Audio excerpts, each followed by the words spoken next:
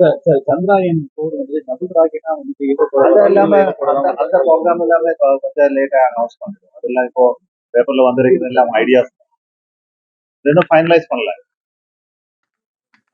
Sir தனியார் மயமா வந்துட்டு ராக்கெட் ஏவப்படுவது வந்துட்டு தனியார் மயமா வந்துட்டு ராக்கெட்கள் வந்து ஏவப்படுவதா வந்துட்டு ஒரு இஸ்ரோ வந்து ஒரு அறிவிப்பு வந்திருக்கு. தனியார் ராக்கெட்டுகள் வந்து ஏவப்படுவதா வந்துட்டு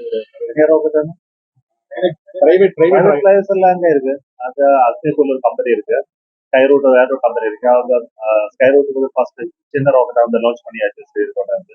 அக்னிகுலுக்கு சின்ன ராக்கெட் சவுண்டிங் ராக்கெட் மாதிரி அதர ராக்கெட் அந்த நெக்ஸ்ட் மந்த்ல லான்ச் பண்ண போகுது. இதுக்கு பின்னாடி அது சின்ன சேட்டலைட் லான்ச் பண்ணத ராக்கெட் ஆகி மாத்திடுவாங்க அந்த டிசைன். அந்த போத ராக்கெட் அக்னிபான தான் பேரு. அந்த ராக்கெட்டுக்கு இனி கொஞ்சம் நாள் கூட இருக்கும் டெவலப் பண்றதுக்கு. ஐஐடி சென்னையில் தான் அந்த ஸ்டார்ட் அப் இந்த ராக்கெட் இருக்கும். சார் அக்னிகுல் எப்ப சார் அது உள்ள கம்பெனியை தான் கூப்பிடுறோம். அதுக்கு எனக்கு ஆன்சர் பண்ண முடியாது. அப்போ இந்த இந்த வரைக்கும் அந்த டெவலப்மெண்ட் எல்லாம் நல்லா நடக்குது. அக்னில டென்ஜில் டெஸ்ட் பண்ணியாச்சு, ஆயிட்டு அவங்க டெக்னாலஜி எல்லாமே அக்யூர் பண்ணியாச்சு. அந்த manufacturing of the rocket is going on. Sir விண்வெளிகளை விசாகப்பட்டினத்துல அந்த கல்ல இருந்த பிரைம் மினிஸ்டர் இப்பதான் 2 வருஷம் எடுத்தது அந்த கன்ஸ்ட்ரக்ஷன்.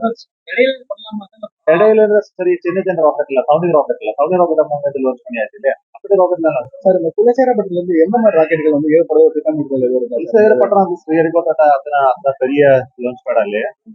அதுக்கு சேஃப்டி இருக்குது. ஒரு ஸ்ரீலங்கா பார்ட்னர் இருக்கு, கன்னியாகுமரி இருக்கு, அடுத்து கிளாஸ் இருக்கு, எல்லாமே பக்கத்துல இருக்கிறது வந்து அது சின்ன ராக்கெட்டுகள். SSLV டைப்பர் ராக்கெட் எல்லாம் லான்ச் பண்றதுக்கு 500 கிலோகிராம் பேலோடு வரைக்கும் அந்த இதுல அந்த எல்லாத்துக்குமே சார் ஒரே இஸ்ரோல வந்து பெண் விஞ்ஞானிகள் இணைந்ததுக்கு வந்துட்டு பல கட்சி தலைவர்கள் வரவேற்பு அளிச்சிருக்காங்க. இதை பத்தி உங்களோட கருத்து? அங்க எல்லாம் பர்சன்டேஜ் எல்லாம் ரொம்ப ஜாஸ்தியா இருக்கு. 20% அதிகமா இருக்கு அந்த சென்டர்ஸ்ல எல்லாம். அவங்க 40% ரொம்ப நல்லா இருக்கு.